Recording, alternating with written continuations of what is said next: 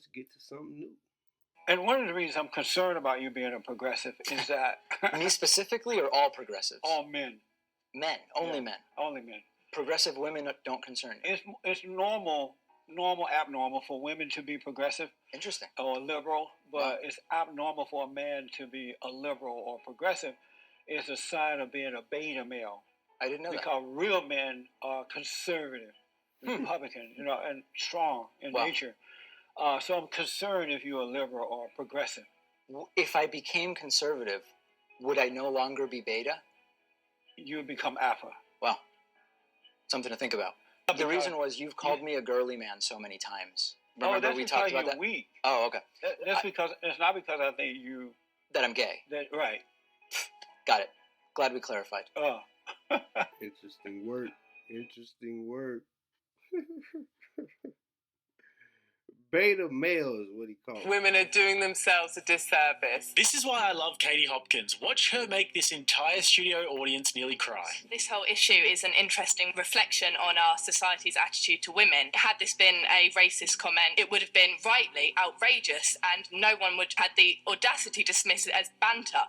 I think prejudice as women is just as much an issue as any other kind of prejudice, and I think prejudice as women is just as much an audacity to dismiss it as banter. I think prejudice rightly outrageous, and no one would have had the audacity to dismiss it as banter.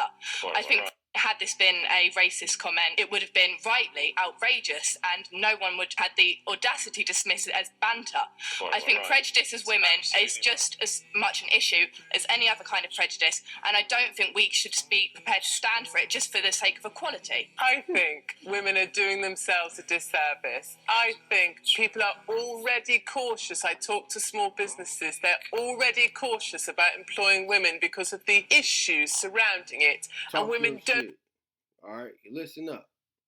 I think people are already cautious. I talk to small businesses. They're already cautious about employing women because of the issues surrounding it. And women don't do themselves any favour when we get in a flap about these kind of things. I think women can be strong in the workforce, cautious about employing women because of the issues surrounding it. And women don't do themselves any favour when we get in a flap about these kind of things. I think women can be strong in the workforce. We can be a real presence in the workforce, and we can stand up for ourselves in the workforce, and we certainly don't need two guys to be sacked to prove that the world is a more equal place. Right.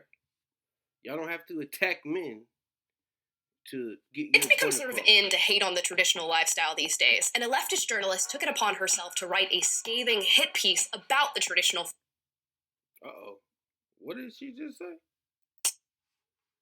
What did she...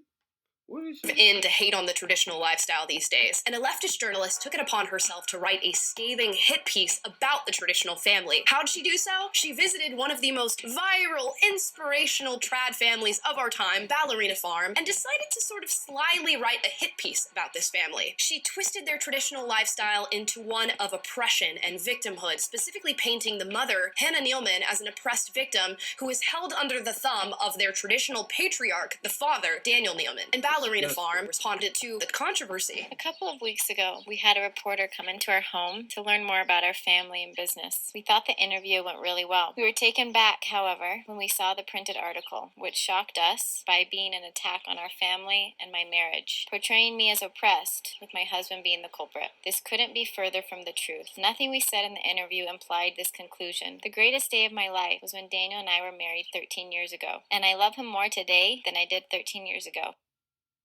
Okay. What you're saying is completely not true. The female mating strategy is radical. Going back to that. It's become sort of in to hate on the as an oppressed victim who is held under the thumb of their traditional patriarch, the father, Daniel Nealman, and Ballerina Farm.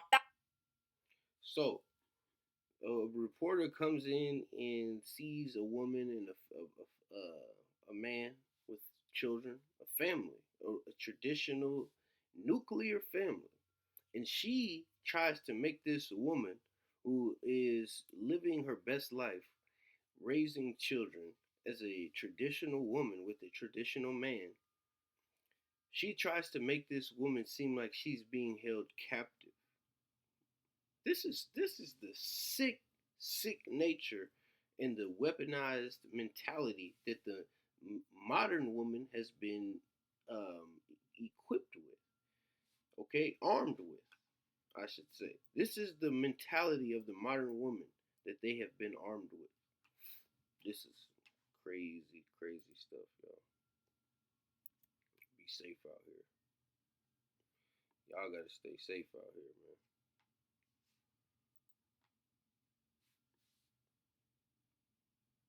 Weaponized. What you're saying is completely not true. The female mating strategy is radically different than the male's, especially if it's a healthy female.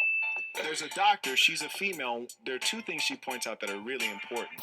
Number one, she says that the female drive is generally reactive and it's highly integrated, which is to say, yes, it's biologically driven, also psychologically, and also the culture of the society that they're in impacts it as well. What do you know? Men's drive is largely just biologically driven, almost on a routine basis. What do you know? Oh, shit. What do you know? What you know no good. Watch Katie Hopkins trigger an entire panel of feminists. I think women actually don't want equal treatment. They couldn't handle it if they got it, quite a number of them. It's a tough world out there. What a lot of women are actually asking for, and you can look aghast at this, is special treatment. If you looking for, and you can look aghast at what a lot of women are actually asking for, and you can look aghast at this, is special treatment. If you look at all female shortlists for positions, is that equal treatment or is that special treatment? I think what women need to realise is that you have to toughen up. We can't ask for equal pay. You have to be paid on performance and you have to be paid for the results you deliver. It's a tough world out there, and I don't think Karen Brady and others are doing us any favours by putting this sort of debate out there. I think we have to just compete in what is a tough world. The average home in our country 2 years ago was 215,000. Home in our country 2 years ago was 215,000. Today it's 400,000. And so kids today, like your kids and my kids, are never going to buy a home. There's three big companies, BlackRock, State Street, and Vanguard. These are the biggest companies. Those three companies own 88% of the S&P 500. Wow. So they basically just own everything. And now what they've decided is they want to own every single family home in our country. Klaus Schwab says, famously, he says, under the Great Reset, you will own nothing, but you will be happy. They pay nothing for money. Their credit is so impeccable. Oh, I see. They have like 900. Yeah. Oh. So they got the better than the best credit rating. But isn't that like privatized communism or something? That's what it feels like. Well, yeah, it's like socialism for the rich, and this barbaric, merciless, ruthless, savage capitalism for the poor. Ooh, that whole Rosa Parks thing was a fluke. It wasn't. That whole Rosa Parks thing was a fluke. Yeah. It was. You're tripping me out. Dude, hold on. Go back. Yeah, he said, this you just told me you grew up in the Jim Crow era. You grew up on a plantation, and you're still That's what he really was saying. Dude, hold on. Go back. You just told me you grew up in the Jim Crow era. You grew up on a plantation. That whole Rosa Parks thing was a fluke. It was. You're tripping me out. Dude, hold on. Go back. Tripping me out. You just told me you grew up in the Jim Crow era. You grew up on a plantation, and you're still. Wait. How does racism not exist? Please, because I want to hear this. I'm genuinely interested in this side of. How does racism not exist? I'm genuinely interested. You grew up on a plantation, and you're still. Wait. How does racism not exist? Please, because I want to hear this. I'm genuinely interested in this side of your opinion here. During those days, black people and white people understood that our battle was a spiritual battle, that it was a warfare between good and evil.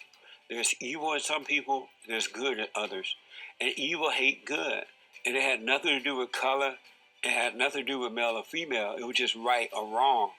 And so the blacks and the whites knew it was about spiritual, that you either have anger or you have love in your heart. And so the blacks and the whites got along that knew that. It was only when Martin Luther King and all those guys came along and they created a false idea of racism. A false idea of racism. Let's go. Let's go. That is good stuff there. We're going to end it right here. A man's eye review. On that note, we through. To the next video. Y'all know what to do. Like, comment, subscribe. A couple days from now, we're going to go live. So, if you have ideas or topics, anything interesting that you want to talk about, suggestions for the live stream, go ahead and drop it in the comments. And I'll see y'all on the next one.